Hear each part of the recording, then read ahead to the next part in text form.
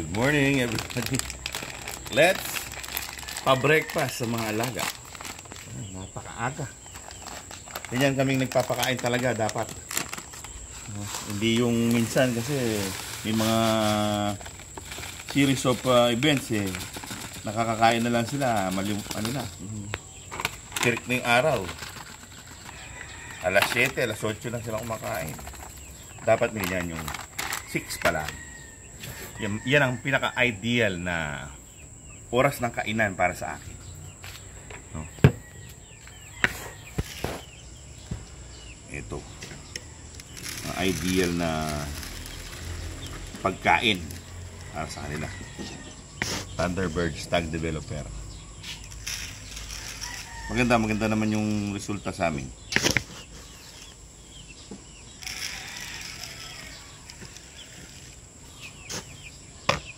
Tapos, siyempre, ang kanilang vitamina para sa pagkain.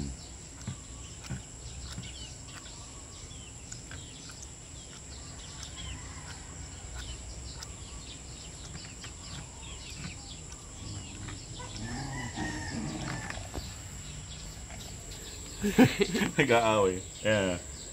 Yan. Bibisitin niya yung kuya niya. Ayayin niya maglaro. Siyempre, ayaw maglaro ng kuya. Gagalit.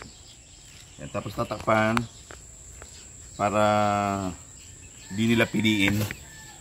Magugulat na lang sila may vitamins na pala yung kinakain nila. Yan, tatakpan ko yan.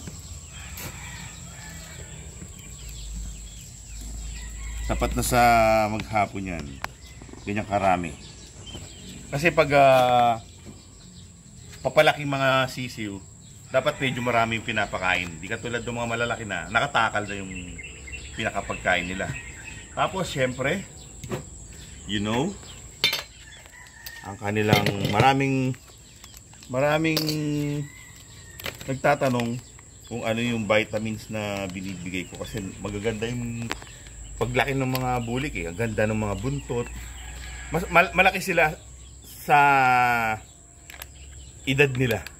Maganda yung bulas nila sa edad nila. Siyempre, paglaki niyan, hindi naman yan mag-exceed pa sa laki ng isang manok. Mas mabilis lang sila nag-de-develop. Nabubuo. Oo. Pero hindi naman ibig sabihin na malaki sila. Pag tumanda na sila gigantic. Hindi naman magiging giant.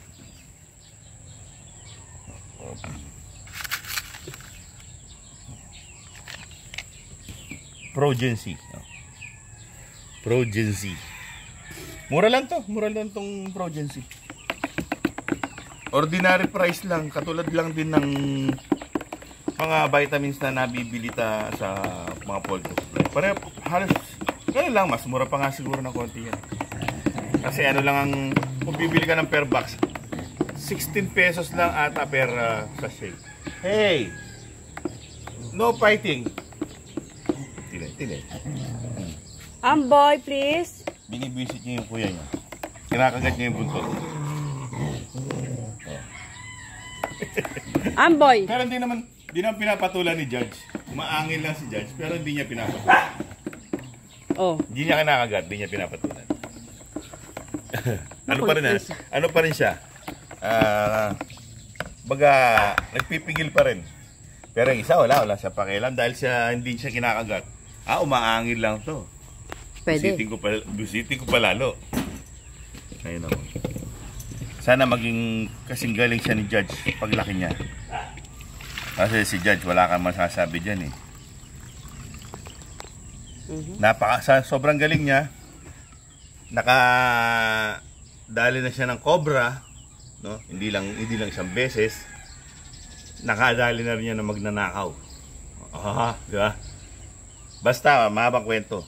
Pero, yung magnanakaw, nakatalon ng bakod.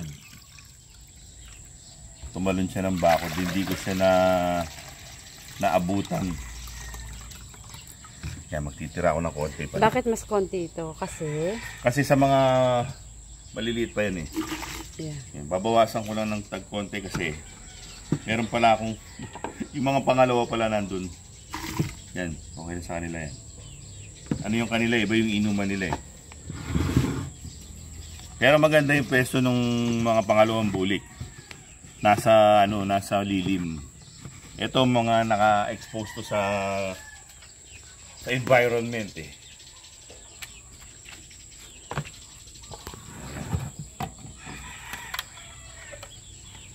Daming vitamins eh, no?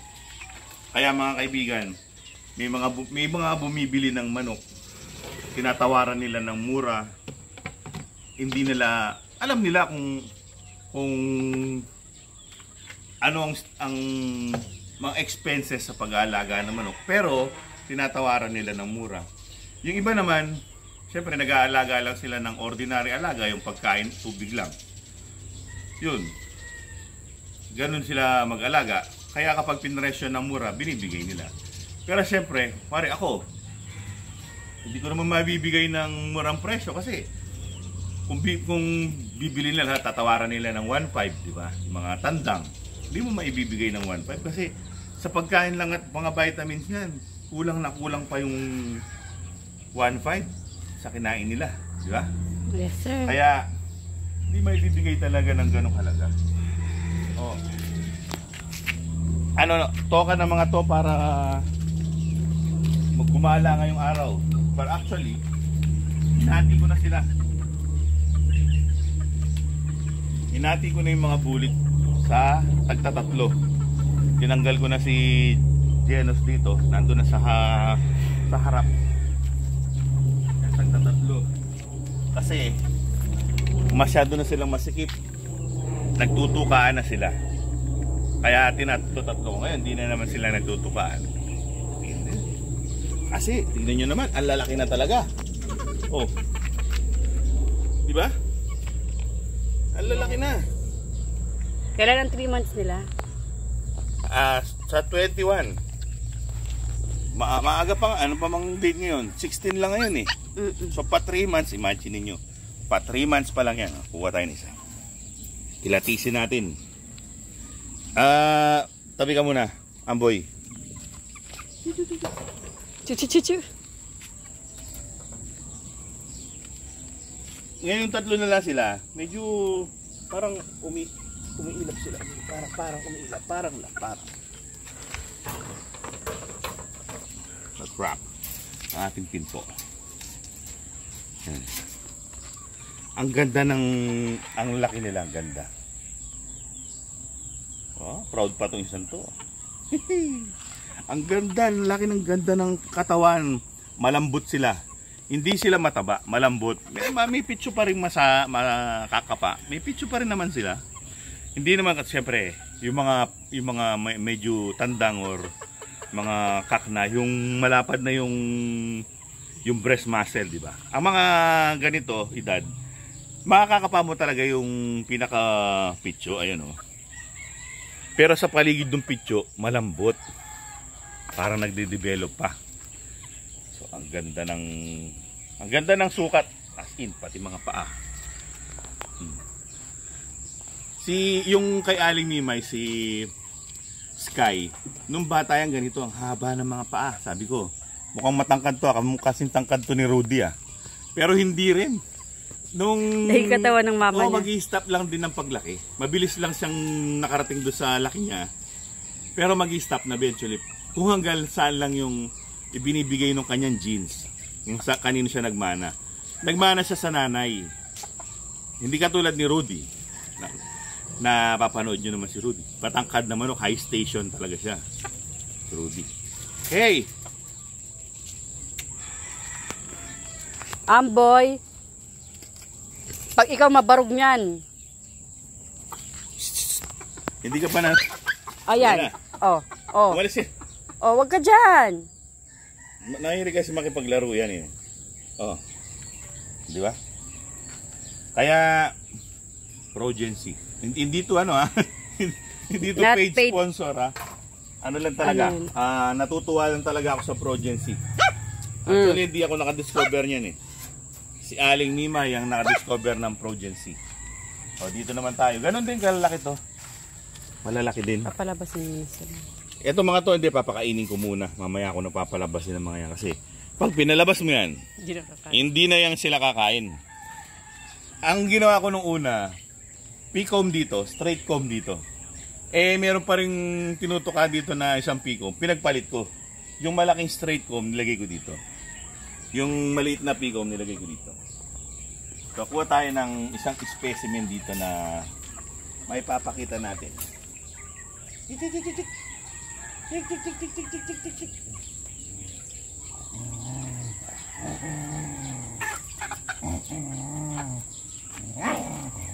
Hey! Wamusit Ay, na. nako. Talagang ganyan ng mga tuta, mga playful eh. Ito, straight comb. Napaka-pogi oh. Tingnan niyo yung itsura. Kamukha ni Rudy yan. Pero hindi niya kakulay. Oh. Ha? Patingin, patingin. Ang ganda. Patingin, ganyan. Tingnan mo yung buntot oh. Ang gaganda ng mga buntot. O, di ba? Yan ang aking mga kabulikan. No? Ang popogi. So, lahat ng episode puro bulik. Hindi kasi, kaya ganyan. Mula sisiw hanggang sa paglaki, kukuhanan ko sila. Pero meron manaka-naka akong ibang video. Natutuwa lang talaga ako. Dating mga sisiw lang to. Na yung ulo, tingnan mo yung ulo. Yung ulo, sinlaki lang yan yung dati sisiw sila. Nadagdag na yung One kata. yung katawan nila. Ay. Oh well, ipigilan ko lang tong tuta na to. Mahilig ka makipaglaro pag natuka ka dyan eh. Well mga kaibigan, good morning sa inyo lahat at ako'y magpapakain na hanggang sa susunod na episode. Maraming salamat sa inyong panunood. Paalam! Kay gwapong manok. Ay, pag nagtandang pa to, mas pa.